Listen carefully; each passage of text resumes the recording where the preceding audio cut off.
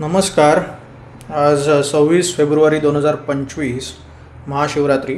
So आज सगळ्यांना पहिल्यांदा महाशिवरात्रीच्या हार्दिक शुभेच्छा.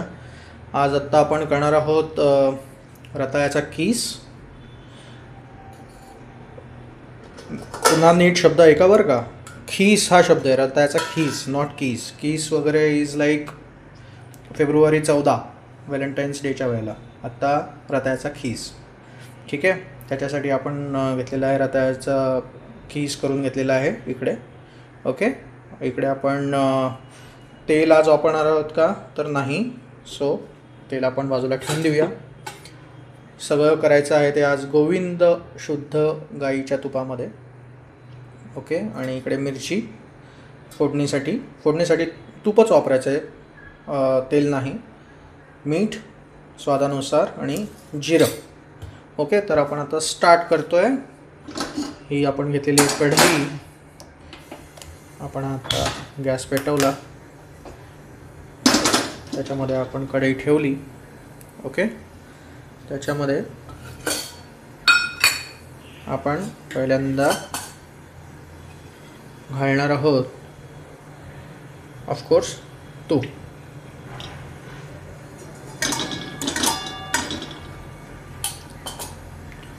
तूप हे त्याच्यामध्ये आपण कढईमध्ये ओतलंय.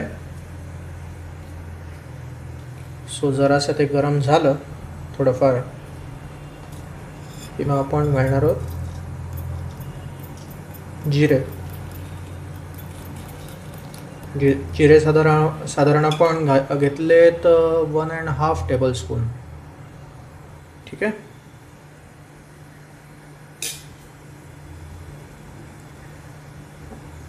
जर असं क्रॅकलिंग साऊंड आला, जिऱ्याला ॲज सच क्रॅकलिंग साऊंड येत नाही, फक्त असं थोडंफार असं तडतडल्यासारखं किंवा थोडंफार हे असं बुडबुडे आल्यासारखं काय दिसतं. मोहरीसारखं काही जिरे तडतडत नाहीत. हे बघा, हे जिऱ्याचा छान आता वास पण येतो आहे आणि माझ्या मते ते तूप पण आता व्यवस्थित तापलं आहे. सो नेक्स्ट आयटम इज मिरची. हिरवी मिरची छान. जिरं आणि मिरची यांचा जर का स्वाद लागला व्यवस्थित किंवा तुमचा रताळ्याचा खीस व्यवस्थित होतोच, त्याचा काही प्रश्न येत नाही. मोठा असा चांगला झाऱ्यासारखा चमचा हलवण्यासाठी घ्यायचा आहे मिक्सिंगसाठी.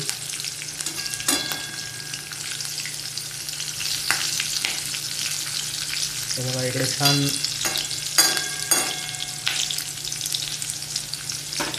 मिरची छान अशी तडतडलेली आहे. आता हे बघा इकडे रताळ्याचा खीस हा घेतलेला आहे. खीस हा शब्द आहे बरं का, खीस नाही. मी मुद्दामून असंच जरा मजेशीर पद्धतीने मी त्याला खीस म्हणतो आहे.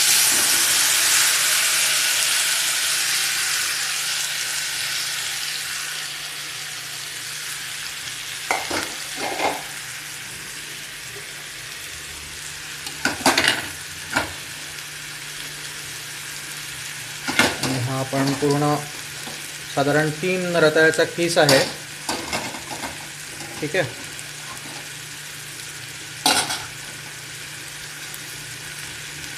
छान तो आता आपण कढईमध्ये घेतला आहे आणि त्याला छान आता आपण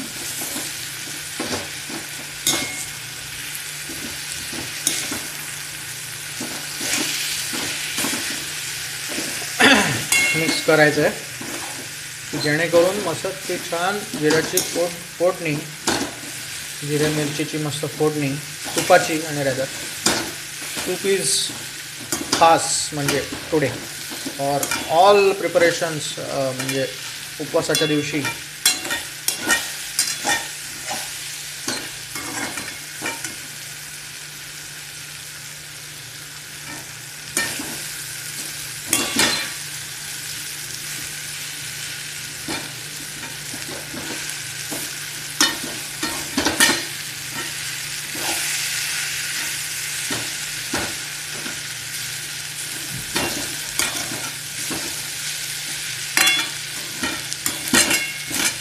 आपण यामध्ये गोविंद गाईचं तूप वापरलेलं आहे.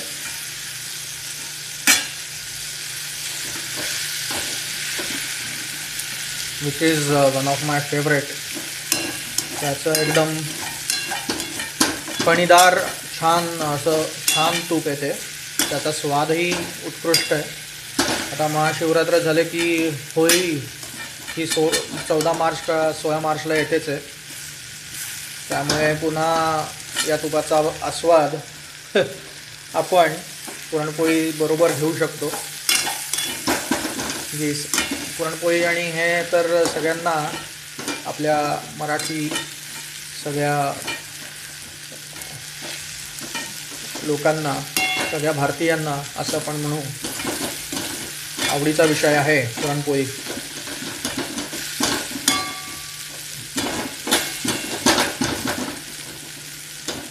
हे आता असं छान थोडंसं तुपावरती आपण परतून घेतलेलं आहे रताळ्याचा खीस. ओके. आता याच्यावरती आपण हे असं मीठ स्वादानुसार टाकून घ्यायचं आहे.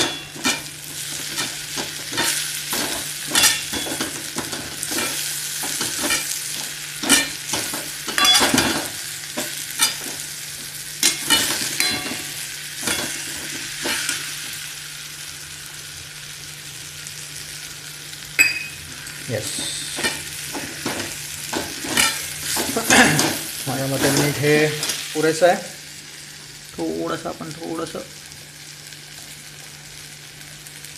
थोडीशी आच आपण कमी करूया.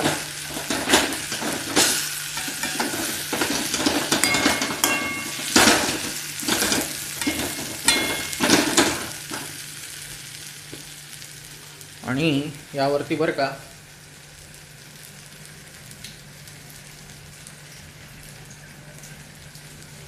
थोडासा असा पाण्याचा शिडकावा करून टाकायचा आहे. ओके. आणि इट्स डन. म्हणजे आता आपल्याला एक छान याची वाफ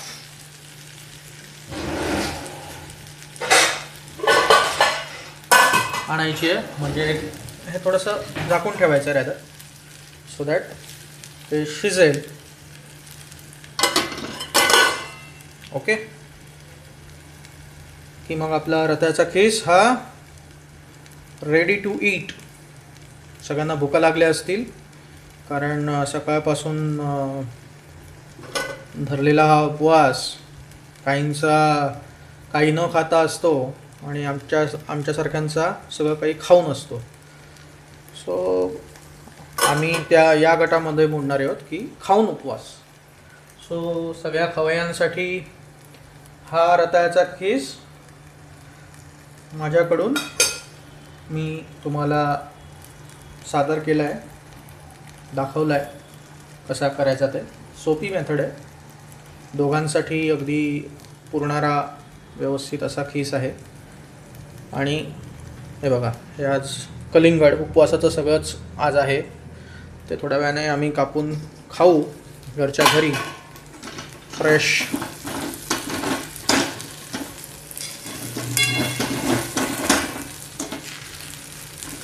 थोडंसं बरं का हा खालती रताळ्याचा खीस हा थोडासा इकडे तिकडे म्हणजे थोडासा कढईला लागू शकतो, पण त्यातही मजा असते. कारण तो जसा लागतो बरं का तसा तो कुरकुरीत पण होतो. आणि काही जणांना म्हणजे मला पण तो साईडवेज किंवा जो बॉटम खालती जो लागलेला असतो कढईच्या तो मलाही खायला आवडतो. असा छान कुरकुरीत अगदी फ्रेंच फ्राईज थोडंफार खाल्ल्यासारखा किंवा पोटॅटो चिप्स किंवा असं थोडंसं क्रंचीनेस त्याच्यामध्ये येतो.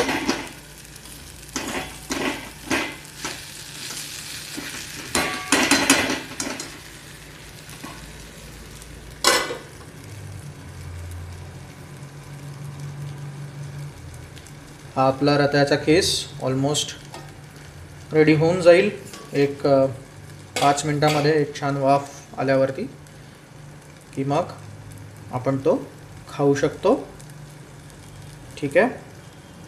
चला मग तुम्ही पण एक असा छान पदार्थ, रताळ्याचा खीस हा जो काही पदार्थ दाखवला तो पण तुम्ही घरी ट्राय करून बघा. महाशिवरात्रीच्या तुम्हाला सगळ्यांना पुन्हा हार्दिक शुभेच्छा. नमस्कार. धन्यवाद.